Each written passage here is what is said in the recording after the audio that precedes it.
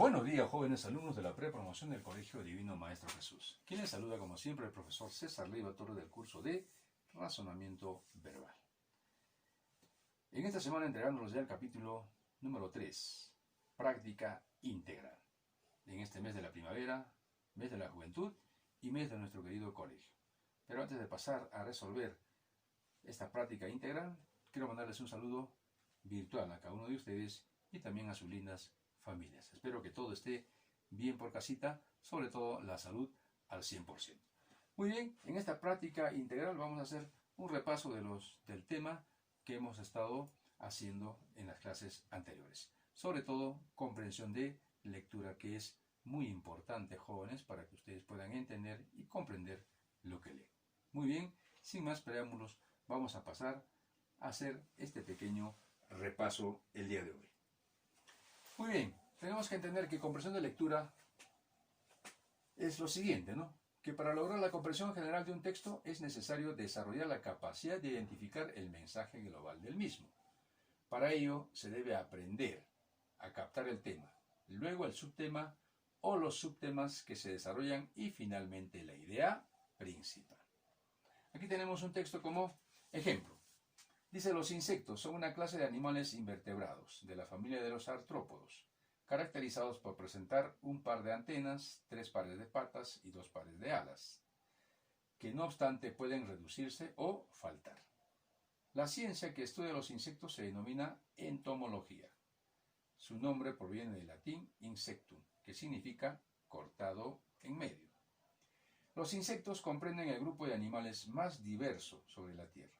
Son muy diversos, con aproximadamente 1 millón de especies descritas, más que todos los demás grupos de animales juntos, y con estimaciones de hasta 30 millones de especies no descritas, con lo que potencialmente representarían más del 90% de las formas de vida del planeta.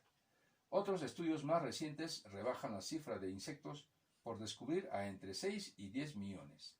Se estima que ya hay 200 millones de insectos por cada ser humano. Imagínense, cantidad de insectos. Muy bien, vamos a ir analizando el texto que acabamos de leer. Pero antes, continuamos. El tema y los subtemas. El tema consiste en expresar de lo que trata el texto en una frase nominal, es decir, no afirma ni niega. El tema del texto es el todo y todos los subtemas son las partes. Tenemos que tener en cuenta esos aspectos. El tema responde a la pregunta: ¿de qué trata el texto en general? Para determinar los subtemas realizamos la siguiente pregunta: ¿qué aspectos o parte del tema general se desarrolla? Entonces vemos acá en el ejemplo, ¿ve? De acuerdo a lo que hemos leído en el texto. ¿De qué trata el texto en general? ¿De qué trata? Los insectos, ¿no? Entonces de esa manera es como uno va dándose cuenta de qué o de quién nos habla el autor, ¿no? Siguiente, para encontrar qué aspecto o parte del tema general se desarrolla. Es decir, ¿no? ¿Qué aspecto o parte del tema general se desarrolla? Ojo, entonces, ¿qué cosa se desarrolla? La diversidad y cantidad de los insectos. Entonces ya hemos respondido a 2 preguntas, ¿no? ¿De qué trata el texto en general? ¿Y qué aspecto o parte del tema general se desarrolla? Ahora, la idea principal. La idea principal es la propuesta fundamental planteada por el autor, en una frase verbal respecto al tema y subtema. Más importante, para identificarla es necesario discriminarla de las ideas secundarias, es decir, de aquellas que cumplen la función de apoyo, y también es necesario determinar el tema y el subtema, para luego interrogar al texto con la pregunta: ¿qué plantea el autor sobre el subtema del texto? Y de esa manera, ¿no?, uno va entendiendo y comprendiendo lo que nos da a conocer en el texto. Ejemplo, ¿qué plantea el autor sobre el subtema del texto? ¿Qué nos dice el autor? Que los insectos comprenden el grupo de animales más diverso de la Tierra, y se estima que por cada ser humano hay 200 millones de ellos. Eso es lo que plantea el autor sobre el subtema del texto. Ahora, las ideas secundarias. Las ideas secundarias son las proposiciones que complementan o desarrollan la idea principal. Sus informaciones están subordinadas a la idea central del párrafo o del texto en sí. Se expresa en frases verbales u oraciones. Ejemplo, dice: los insectos son invertebrados de la familia de los artrópodos, caracterizados por presentar un par de antenas, 3 pares de patas y 2 pares de alas, ¿ve? Entonces aquí tenemos, ¿no?, las ideas secundarias que complementan a la idea principal. La ciencia que estudia los insectos se denomina entomología. Su nombre proviene del latín insectum, que significa cortado en medio. El título. El título de un texto es una frase breve que sintetiza la idea principal del texto. Su fin es similar al del nombre, pues identifica lo expuesto a partir de la idea principal, la cual siempre está expresada como frase verbal. Se extrae el verbo y se construye el título. El título siempre debe estar redactado como frase nominal y responde a la pregunta ¿qué idea precisa lo leído? Existe una fórmula práctica para inferir el título adecuado de un texto, ¿no? Idea principal más verbo igual título. Ejemplo, ¿qué idea precisa lo leído? Entonces rápidamente nos volvemos al texto que hemos leído y la gran diversidad y cantidad de insectos. Entonces precisa mejor el título, ¿no? La idea principal con el tema, ¿no? La estrategia de las preguntas. Una de las técnicas más utilizadas para obtener una comprensión global consiste en realizar sistemáticamente un conjunto de preguntas al texto, ¿no? ¿De qué trata el texto? Para ubicar el tema, ¿no? ¿Cuáles son los subtemas? Para ubicar, ¿no? Los subtemas. ¿De qué o de quién habla el autor y qué sostiene? Para ubicar la idea principal. ¿Cuáles son las ideas secundarias? Para ubicar, ¿no? Las ideas secundarias. ¿Y cuál es el título del texto? Para ubicar el título del texto. Y de esta manera, jóvenes, es cómo se trabaja este tipo, ¿no? de ejercicios. Ahora vamos a ver algunos otros ejemplos. Texto 1.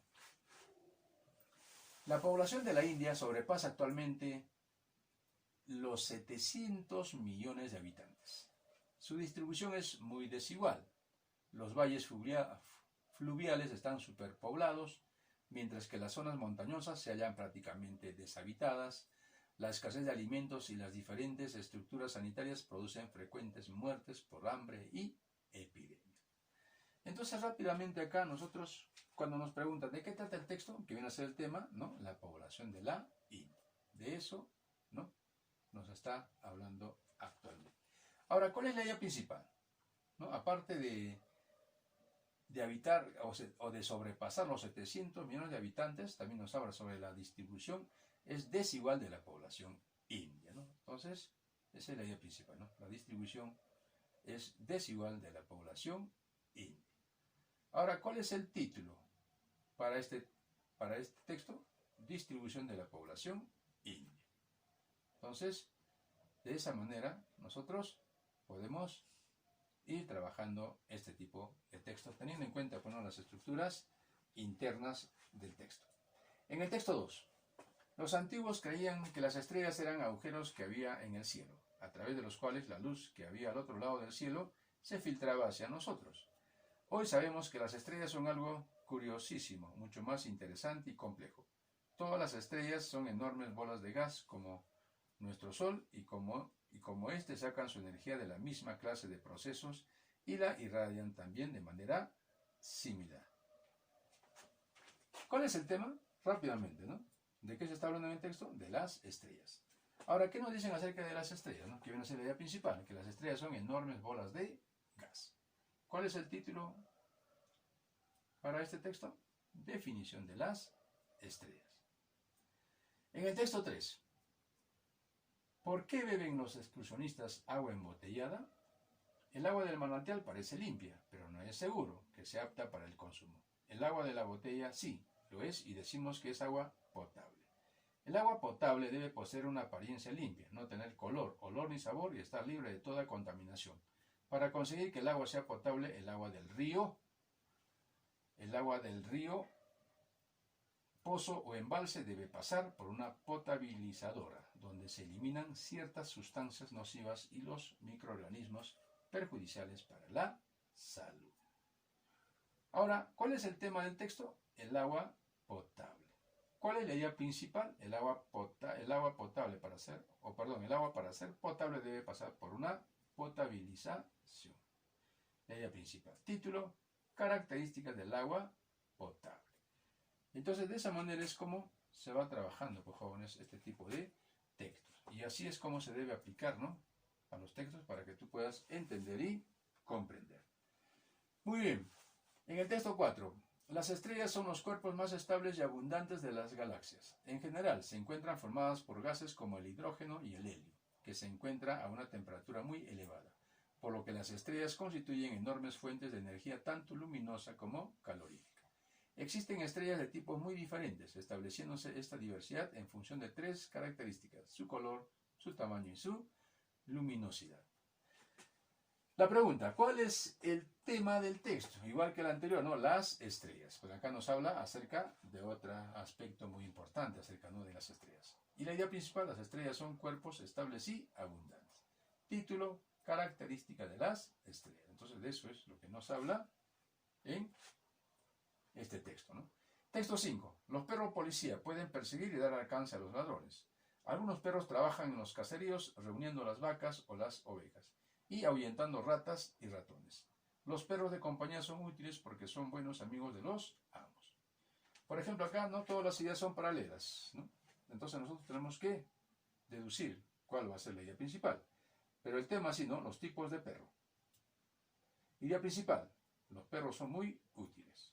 Título: características de algunos perros. Entonces, eso vendría a ser, ¿no?, la estructura interna del texto.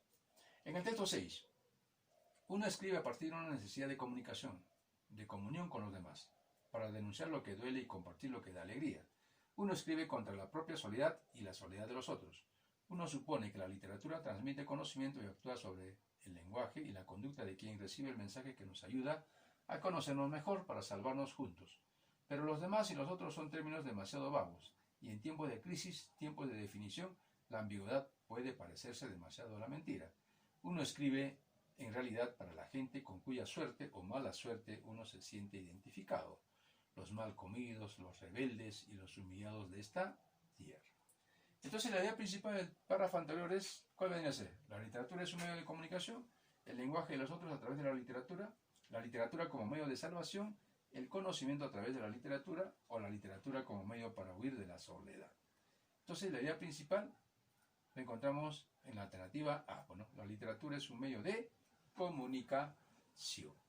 Y de esa manera, jóvenes, es como uno va a darse cuenta cómo se va trabajando este tipo de ejercicios. Tenemos nosotros que leer, analizar, comprender y entender para poder llegar, pues, ¿no?, a una respuesta clara en cuanto al análisis de los textos. Muy bien, jóvenes, eso ha sido todo por hoy.